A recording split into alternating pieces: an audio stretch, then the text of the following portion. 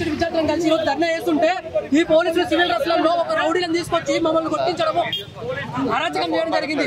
ఈ రోజు మేము ప్రభుత్వానికి ఒక్కటే హెచ్చరిస్తున్నాము, మీరు కూడా ఈ వెంటనే వీసులను నియమించకపోతే రానున్న రోజులలో ఏబీపీ మరిన్ని ధర్నాలకు కూడా వెనకడదని మేము చెప్తున్నాం।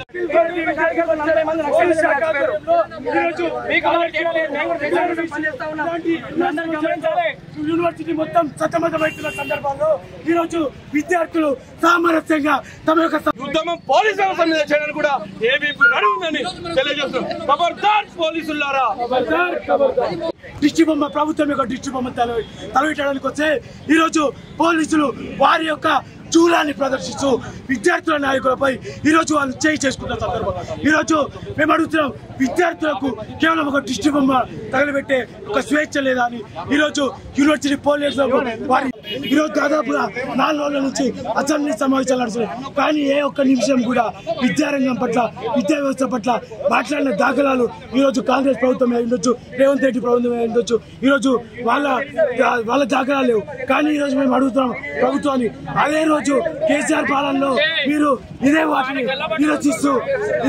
నిరసిస్తూ మీరు ప్రభుత్వానికి ఎక్కి కదా ఈ రోజు ఏమైంది ఈ రోజు మిమ్మల్ని అడుగుతాను, ఈ రోజు హెచ్చరిస్తాను, గుర్తుంచుకోండి, లేని పక్షంలో విద్యార్థులు ప్రభుత్వానికి కూర్చోడానికి కూడా రెడీగా ఉన్నారు। ఈ రోజు గత ప్రభుత్వం కూడా విద్యార్థుల యొక్క అఖిల భారతీయ విద్యార్థి నిర్వహించిన అన్నపేరు సాక్షిగా ప్రభుత్వం కూలిపోయింది, అదే విధంగా ఈ రోజు ప్రభుత్వాన్ని కూడా కూల్చే దిశగా మాడుగులు పడతాయని కూడా హెచ్చరిస్తారు। అలమటిస్తుంటే గుర్తు రాలేదా?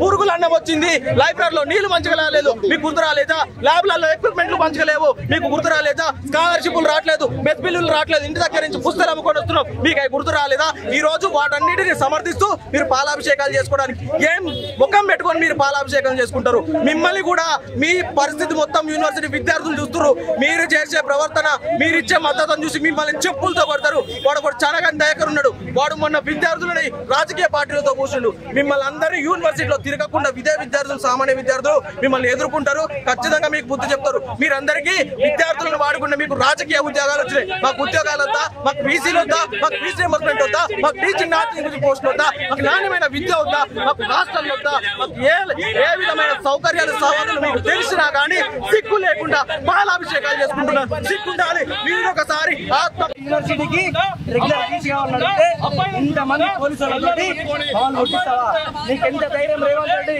కేసీఆర్ ఏవైతే తప్పులు వేసిందో నువ్వు వాటికి రెండింతలు వేస్తా ఉన్నావు। ఖబర్దార్ రేవంత్ రెడ్డి, నువ్వు కనుక నీ యొక్క తీరు మార్చుకోకపోతే కేసీఆర్ పట్టిన గతి నీకు పడుతుంది। అమెరికా పోయే శ్రద్ధ, ఢిల్లీ మీ యొక్క దేవత సోనియా గాంధీ కలవడం శ్రద్ధ ఈ రోజు యూనివర్సిటీ పైన లేదా? అలాంటి పేద బడుగు బలిగిన వర్గాల విద్యార్థులు చదువుకునేటువంటి యూనివర్సిటీల పైన ఇంత చిన్న చూప? ఖబర్దార్ రేవంత్ రెడ్డి, నువ్వు కనుక యూనివర్సిటీల యొక్క ఏదైతే అభివృద్ధి చేయలేదో కేసీఆర్ తరిమి కొట్టినట్టే నిన్ను కూడా కొడంగల్ తరిమి కొట్టిన బాధ్యత ఏబీపీ కార్యకర్తలుగా మేము తీసుకుంటామని చెప్పేసి హెచ్చరిస్తా ఉన్నాం।